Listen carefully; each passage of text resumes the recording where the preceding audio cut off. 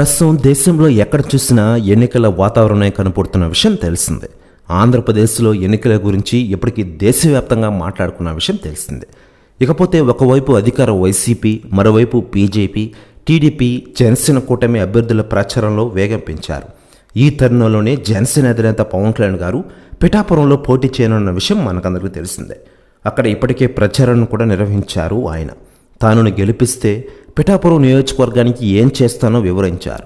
ఆ తర్వాత పలు నియోజకవర్గాల్లో పవన్ కళ్యాణ్ గారు టీడీపీ అధినేత చంద్రబాబు గారితో కలిసి ఎన్నికల ప్రచారం నిర్వహిస్తున్నారు. దీంతో తాను పోటీ చేసే నియోజకవర్గంలో ఎన్నికల ప్రచార కార్యక్రమాలను నాగబాబు దగ్గరుండి పర్యవేక్షిస్తున్నారు.